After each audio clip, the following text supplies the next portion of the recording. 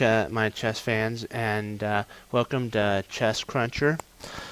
This is a game between me and Stark, the same spelling as Iron Man, Stark. I'm white, and he's black. It was a really good game. It showed about position, how locked in positions, if you play correctly, will actually you can take advantage of and destroy and frustrate the opponent so much that he makes mistake after mistake after mistake. So I guess we'll name this one how to take advantage of locked in games and mistakes. Okay, let us begin. D4, knight C6, D5, it's the Alekhine. He goes E5, I go E4, next move is going to be C4. He goes knight F6, I go, not C4, F4, pardon me about that. Then he goes G6, I bring my bishop out to D3. He goes D6, trying to stop me from pushing my e-pawn all the way to e5 and then kicking out one of his knights. I go F3, knight F3. He goes bishop G4. He's pinning my knight to his queen. My queen. And he's also threatening to play knight takes F4, but he can't really do that because my dark squared bishop protects that. It's a threat if I move my dark square bishop wasn't there, he could have, but not right now because it's protecting the F4 pawn.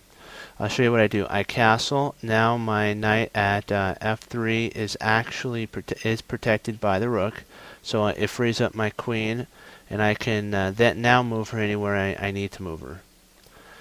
He goes E5. He's now challenging the center.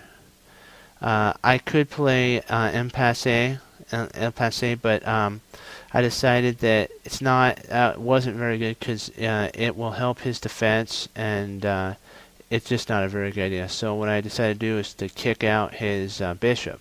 His bishop goes to D7. Now I push on. Now I locked in his bishop, and I'm attacking his knight. He has to go to E7. Now I go C4. I'm trying to lock down the position, and I'm going to take over. If you notice, I'm castled. I have more pieces developed. I have more threats, and he's all locked in. His pieces have nowhere to go, and he's going down. He goes C5. I'm not doing remember impasse. Not doing that because my position's so good right now. I go bishop G5. Now I can play bishop takes knight, and he'll double his pawns along the F file. He does. He goes H5, H6, which is a mistake, weakens his position and makes his H pawn a target. I go bishop takes F6. Remember what I said? Doubling his pawns. That's going to be a weakness later on in the game, and then that's where I'm going to punish him very badly for doing that. He goes C3. I go C3. Knight C3. He goes bishop C7. I'm not bishop. Queen C7. He's going to castle queenside because it'd be foolish for him to castle kingside. His kingside is totally wrecked, destroyed, and in shambles. And that's where I attack and just open up and slaughter everything in my path. I go A3. What I'm trying to do now, I see he's going to castle queenside, so now I'm going to start opening up his queenside like a tuna can with a can opener. He goes castle queenside. Now here comes the can opener. B4. Here goes A6. And he went A6. Now I went B5, and I'm gonna open up his position and just keep opening it up. He locks it down with A5, so I lock it down. Now you see how we're in a total closed position. The one who has more mobility and room is the one that's winning. And of course, you see how I have more mobility. All of his pieces are locked in on the 7th rank and 7th file. His queen can't go anywhere. His bishop's trapped in. It's biting on granite. His knights can't go anywhere. The only square his knight can go to is G8, and that doesn't even get him anywhere. His pieces are all locked in. They're ready for the slaughter, and so I begin the slaughter. He goes B6.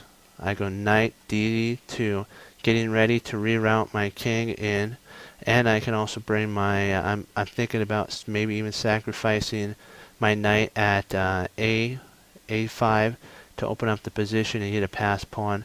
It all depends. He goes H5. That was a horrible mistake, bad mistake. But if you think about it, he has to do that. Otherwise, I could bring my queen in, and then I could attack his F7 pawn. It'd just be a mess for him. I go a knight B3. The reason I'm doing that is thinking about sacrificing, but his queen does something that I really liked. She's now over the corner, can't do anything to help on the king side. So this is when I start bringing in the reinforcements. I do a lift of the rook to F3. My next move will be rook to G3. Now I've penetrated into the position.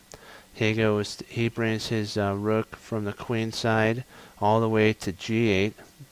It's DG8. Then I takes. I bring my queen to F3. If you notice, I should have. I'm gonna go back. This was like a 3-minute game. My best move would have been to have taken the H pawn, the H5 pawn. But this is also an okay move. It's more of a positional move. Here goes bishop to F4. I go knight E2. He goes H4. I go knight takes. Now the queen is now on F4. It's attacking two pawns. The pawn at D6 and the pawn at H4. His queen moves to protect. He has to protect the D6 pawn. Otherwise, my queen will penetrate, and it will again be attacking two pawns. And a knight with the payday as you'd say. So I take. Now again I'm attacking a pawn. His remember that weak double pawn back when I traded my bishop for his knight, and he doubled his pawns on the F file. This is where the weakness, and I totally destroy. That was his downfall, the doubling of pawns. Here goes D8. I go, thank you. I get a queen takes F6. Thank you for the pawn. Now I'm pinning your knight to your queen. Hey, if you move it, I get another pawn. I can either take the F7 or the D6 pawn, and I'm destroying your infrastructure.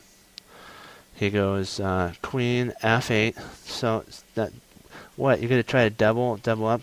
All I gotta do is push my rook at A1 to A2. Defense, baby. We're back in the runnings. And so he goes. I go bishop takes. Not bishop. Queen takes D6. Again I'm pinning. Again I'm attacking a pawn. Man, he's in deep trouble. He goes bishop. King to B7. I go bang. Queen takes D7 check. That's what made him resign. He got all flustered. His position was all clustered up. There was nothing for him to do. I came in. I played except for that one, H5 move, but that was okay. My plan was to take the bishop and the pawn, and look, I was able to penetrate into his position. I took pawn after pawn after pawn after pawn. He got so flustered, I even was able to take his bishop. I have everything. I have a bishop and 4 pawns. He has nothing. He saw that. I can even now, if you notice, he'll move his king. I can even push my E pawn to E5. I can do a whole bunch. There's so many threats. He's in just deep trouble. And with that, he sees that his position is lost. It's over. And he does the honorable thing. He resigns. And I wanted to show you the position, the lock position. So this is a great example of don't lock yourself in and keep space. This is a game between Bags, me as white, and Stark for the same spelling as Iron Man. And I wanted to say, as always, God bless, and I'll see you next time on Chess Crunchers.